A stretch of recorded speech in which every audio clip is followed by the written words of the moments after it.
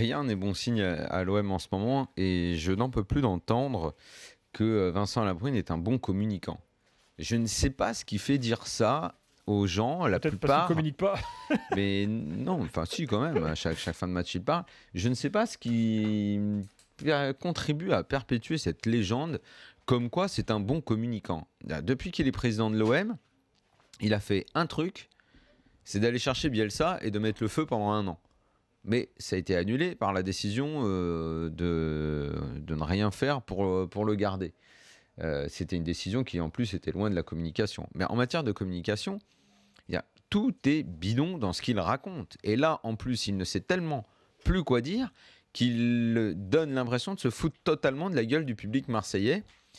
Non pas, et là je ne vais pas l'accuser jusqu'au bout, non pas consciemment, mais parce qu'il n'a plus rien à dire. Un communicant qui n'a plus rien à dire, ça devient quand même un gros problème.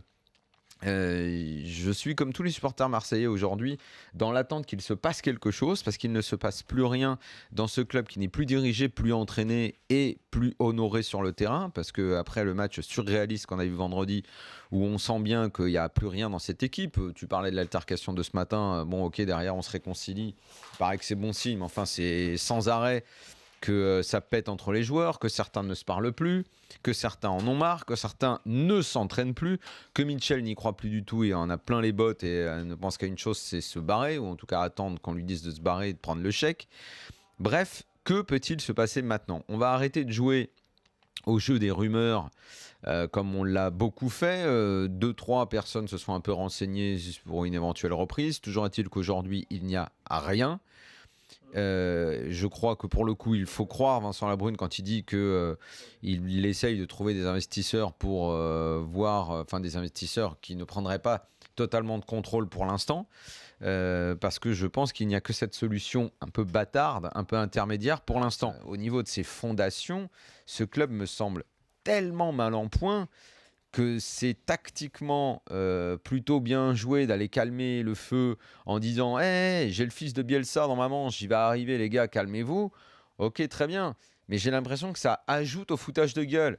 Je veux dire, si vraiment tu peux l'avoir, Sampaoli, ok, mets-le de côté, vois comment tu peux le faire signer, vois le salaire, parce que c'est un gros problème, parce qu'il demande beaucoup d'argent, et il y a des clubs qui peuvent le payer en Europe, et puis Sampaoli, il vient quand même de gagner la Copa América, toi c'est un mec qui peut attirer pas mal de clubs, mais viens pas raconter une nouvelle fois des balivernes à tes supporters en leur faisant gober n'importe quoi, juste pour les faire triper, parce que c'est le fils du prof de l'année dernière. Essaye plutôt de me raconter comment tu vas relever ce club qui est vraiment dans la merde. C'est que de toute façon... Valbuena est quelqu'un qui n'est pas du tout aimé dans le milieu. À Marseille, en équipe de France et à Lyon, où je crois on dissimule de moins en moins à quel point Valbuena saoule tout le monde. Et s'il n'est pas là, c'est mieux. Hubert Fournier l'a dit. Il y a eu une enquête de foot sur Canal Plus Sport ce soir qui fait référence à quel point Valbuena est lâché par tout le monde. Ce mec a très très peu d'amis dans le milieu. Oui, là, je parlais de Benzema, moi. Toi, tu élargis. Mais non, parce que c'est un raisonnement à contrario. Les mecs, de toute façon, ont tellement peu d'estime pour Valbuena, l'ont toujours trouvé trop frimeur.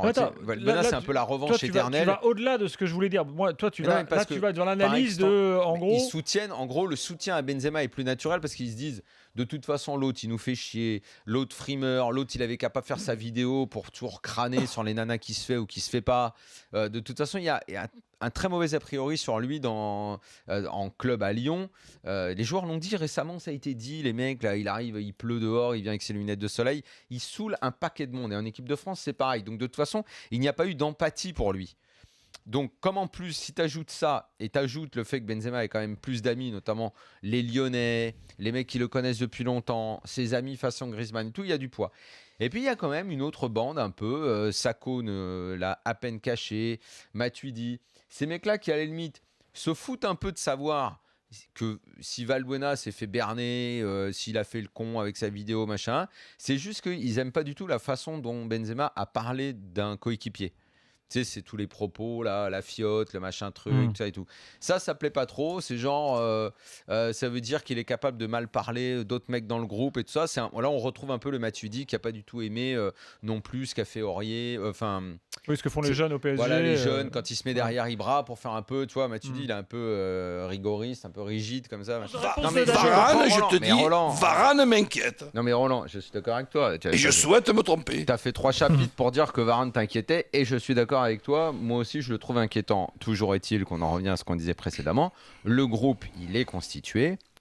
Varane est passé du pilier de la défense où il ne fallait chercher que le mec à mettre à côté de lui à aujourd'hui une situation où tu te demandes s'il faut le mettre. Mais il y sera parce qu'il est dans le groupe et je pense qu'il sera encore le pilier.